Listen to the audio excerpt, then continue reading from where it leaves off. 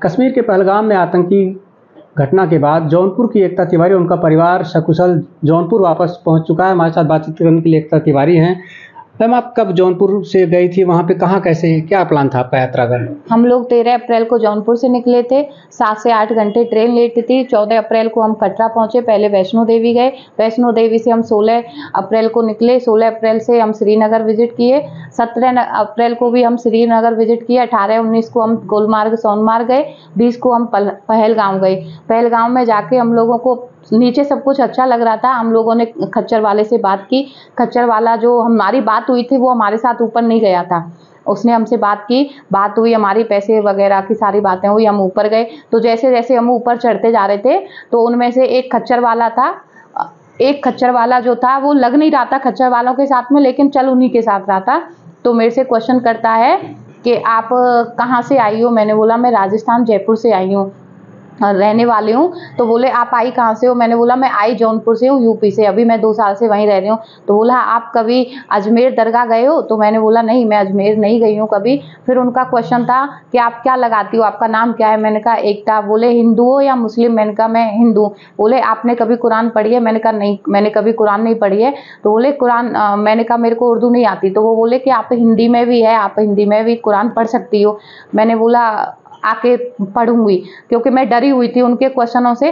फिर वो बोलता है कि आप कभी कुरान पढ़ो, अमरनाथ भी नहीं गई हो कभी? मैंने कहा नहीं, मैं अमरनाथ भी नहीं गई हूँ। तो फिर वो बोलता है कि अमरनाथ कभी आओ तो बिना रजिस्ट्रेशन के हम आपको ले जाएंगे।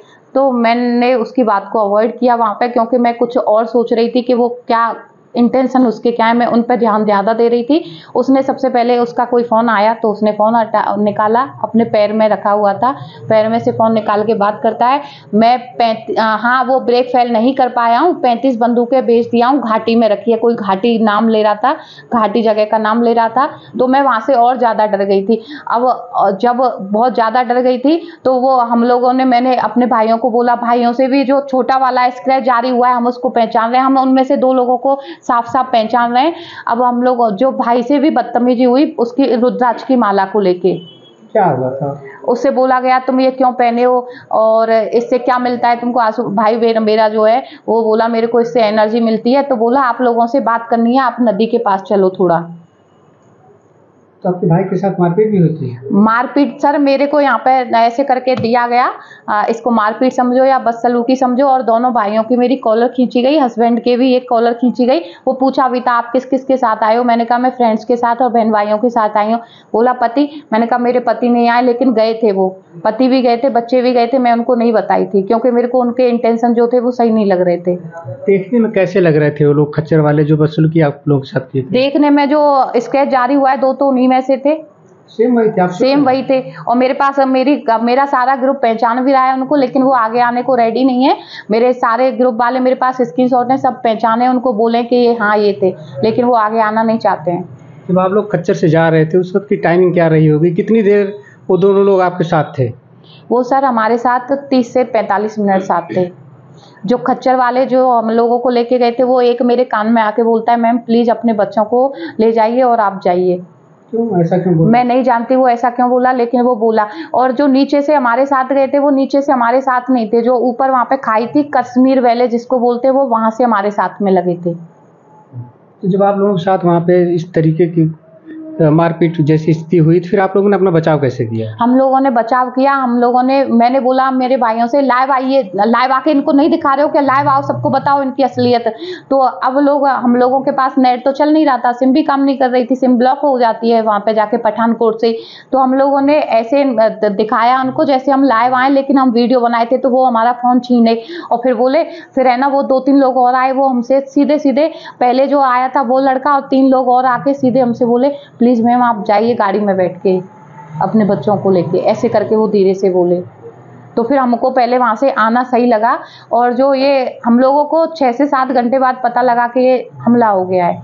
इतनी सब घटना आपके साथ वहाँ पे हुई, वहाँ पे सुरक्षा कर्मी कोई आपको नहीं मिला या कहीं पे आपने कोई शिकायत की? सुरक्षा कर्मी कोई भी नहीं था। 7 किलोमीटर तक कोई भी सुरक्षा कर्मी नहीं था।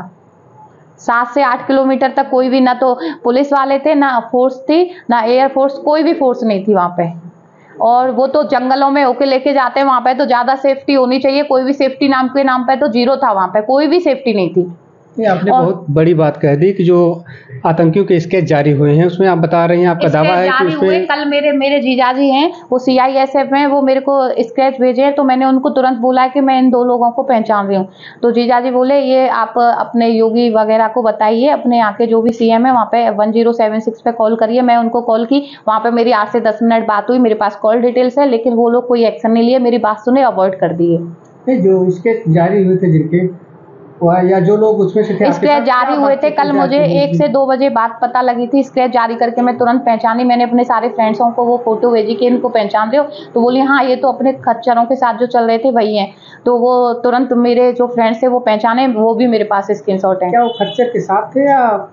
सर खच्चर के साथ नीचे से वो नहीं थे, लेकिन हम कह ही नहीं सकते वो खच्चर के साथ थे कि नहीं थे, क्योंकि हम खच्चर के साथ 4 खच्चरों के साथ एक इंसान होता है, तो वो साइड से चल रहे थे, इधर साइड से, खच्चर वाले इधर साइड से थे, वो इधर साइड से थे। तो जो खच्चर वाले थे उनसे उनकी बातचीत हो रही थी कि नहीं? सर कोई उनकी बातचीत नहीं हो रही थी। वो खच्चर वाला ही जो उनमें से 2-3 लोग थे, खच्चर वाले ही हमारे कानों में आके बोले थे आप चले जाइए जल्दी से।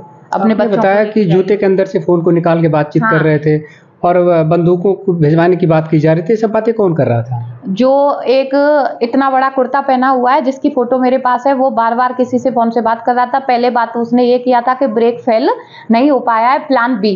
तो वो प्लान बी में वो बोला मैं बंदूकें भिजवा दिया हूँ, 35 बंदूकें घाटी में रखी है, घाटी बॉक्स भेजा है, ऐसे बात कर रहा था। तो जब मैं वो घाटी बोला, बंदूकें बोला, तो फिर मेरा है ना थोड़ा दिमाग और काम किया, मैंने थोड़ा और खुद सोचा कि ये ऐसे क्यों बोल रहा है। और वही इंसान हमसे बोला था कि मैं टीचर रहा हूँ, और है ना मैंने बोला टीचर रहे हो तो आप यहाँ पे क्या कर रहे हो? 11 साल मैं टीचर रहा हूँ, मैं उर्दू ही पढ़ाता हूँ, वो कुरान पढ़ाता हूँ, कुरान वगैरह कुछ। वहाँ से आपके साथ कितने लोग यहाँ जौनपुर सकुशल वापस आए? कितने लोग गए थे? हम 20 लोग गए थे, 20 सब सेफ आए, और सारी जिम्मेदारी मेरे ही ऊपर थी। क्या किसी और के साथ ये बदसलूकी हुई थी या आपके परिवार के साथ हुई थी? सर वो टारगेट वहाँ पे ग्रुपों को ज़्यादा कर रहे थे। सबसे पहले ये पूछा जाता है कितने लोग आए, 50 हैं, 20 हैं, कितने लोग हैं, और वो आपस में बात कर रहे थे, इतना ग्रुप आया ऐसे करके किसी से फोन पे। लगभग कितनी दूर से आप लोग वापस लौटे थे, कहाँ तक पहुँचे थे? जहाँ पे हमला हुआ है वहाँ से मैं 500 मीटर दूर से पहले वापस आई हूँ, और मैं वहाँ से जब आ रही थी, जितने भी लोग वहाँ जा रहे थे ना, जो 2-2 लोग थे, सिंगल लोग, जैसे अपनी फैमिली के साथ आए 1-2 लोग या अपने बच्चों के साथ आए, मैं वहाँ से बोलते हुए जा रही थी, चिल्लाते सब वापस चलो, सेफ नहीं है, सब वापस चलो, लेकिन कोई सुनता नहीं है, कोई सुन भी नहीं रहा था। आपको इसकी जानकारी कब हुई कि वहाँ पे आतंकी घटना हो गई है? ये आतंकी हमले की मेरे को जानकारी हुई थी जब मैं पटनी टाप पहुंच गई थी। घर से फोन आया था, घर से फोन, हमको लगा वो हमारी सेफ्टी का पूछ रहे हैं, बोले सब सही है ना, सब अच्छे आ गए वहाँ पे। जब वो बोले कि टेररिस्ट अटैक हुआ है, तब हमको पता लगा कि वहाँ पे हमला हो गया है। फिर हम लोगों ने सकुशल आप लोग जौनपुर वापस आ गए हैं, क्या कहना चाहेंगे? मैं भोले बाबा को सबसे पहले उनकी कथा कराऊंगी और उनको धन्यवाद कहूंगी, और सबसे ज़्यादा जो मेरे बड़े आशीर्वाद दिए हैं उनकी वजह से ही हम आए, नहीं तो कोई उम्मीद ही नहीं थी आने की। और जो हमारे साथ तो वहाँ लड़ाई झगड़े सब कुछ हुआ भी था। जिन आतंकियों के स्केच जारी हुए हैं, आपका दावा है कि वही लोग आप लोगों के साथ थे? हाँ। जो भी बदतमीजी वगैरह की गई थी या बंदूकों की बात की जा रही थी, उन लोगों के द्वारा की जा रही थी? हाँ, हम लोगों को वो कश्मीर वैली से 2 लोग वो हमारे साथ थे। और कुछ क्या बातचीत हुई थी? उनकी एक्टिविटीज कैसी थी? उनकी एक्टिविटीज सर वही बंदूकों को लेके फोन से किसी से लुड़े हुए थे, ग्रुप आवा ऐसे करके कुछ बात कर रहे थे। अब वो सीधे मेरे से पूछ रहे थे कि कौन कौन साथ में थे, लेकिन मैं उनको बताई नहीं थी कि कौन साथ में कौन साथ में नहीं है। मेरे बच्चों के लिए पूछा गया था तुम्हारे बच्चे कौन कौन से हैं, मैंने बच्चों का भी नहीं बताया था। पति का पूछा गया था, मैं पति का भी नहीं बताई थी। सब लोग वैसे साथ गए थे हम लोग। आप बैंक में एम्प्लॉय हैं, जानकारी है? जी, मैं SBI में जॉब कर चुकी हूँ 2016 से 2020 तक। क्या किस पद पर हैं? SBI branch manager, assistant manager. Jaunpur में आप कब से हैं? जौनपुर में मैं 2 साल से हूँ। मेरे हस्बैंड यहाँ जल निगम में मैकेनिकल इंजीनियर हैं। बिल्कुल, एकता तिवारी जी हैं जो वहाँ से सकुशल लौट आई हैं अपने पूरे परिवार, अपने पूरे ग्रुप के साथ। इनका दावा है कि जिन आतंकियों के स्केच जारी किए गए हैं उनमें से 2 आतंकी इन लोगों के साथ थे। उन्हीं लोगों के द्वारा इनके साथ अभद्रता की गई थी। फिलहाल इनके द्वारा CM योगी के यहाँ हेल्पलाइन पे शिकायत भी की गई है, लेकिन इनका कहना है कि वहाँ से कोई रिस्पांस नहीं आया है। लेकिन सकुशल पहुँचने के बाद सब लोग ईश्वर का धन्यवाद कर रहे हैं। ये लोग सकुशल जौनपुर पहुँच गए। अजय पांडे, TV9 भारतवर्ष, जौनपुर।